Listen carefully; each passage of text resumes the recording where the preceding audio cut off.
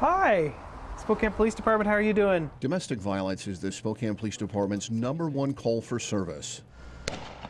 The #1 reason for SWAT team standoffs. Pulled another knife out of his pocket and put it up to his throat. And unfortunately, the driving force behind the majority of our homicides. And make sure it is not lost on you that the first murder that occurred in 2015 in Spokane County is alleged to be a domestic violence related incident. In fact, detectives call repeated incidents of domestic violence slow-moving murders.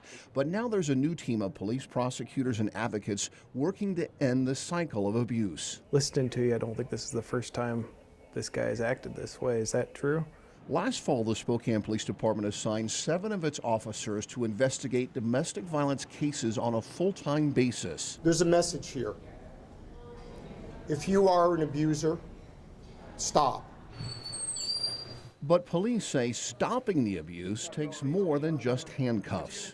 You guys are here in custody because you committed a domestic violence offense. So every morning, the new domestic violence unit makes a trip to the Spokane County Jail. If that order is in place, if you go home and violate it, you're subject to immediate arrest. In these face-to-face meetings, DV suspects are told about what will happen if they violate their new restraining orders or contact the victim. We do check to make sure that you're not violating the order. We do go to your home, we go to their home. And just so that there's no misunderstandings, the suspects are then given this letter. Notifying them that we're aware of their behavior, that we don't approve of it, that the City of Spokane and the Police Department is going to keep watch, making sure that they don't reoffend. If the warnings work and the victims kept safe, they're a lot more willing to testify against their abusers in court. They also have a chance to take advantage of the resources now being offered here at the YWCA's Family Justice Center. Putting these resources in one safe place gives victims a comfortable, supportive, and an empowering environment in which to stand up and say no more.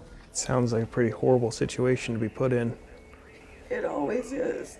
This North Spokane woman is ready to say no more. We'd like to put you in touch with an advocate, okay?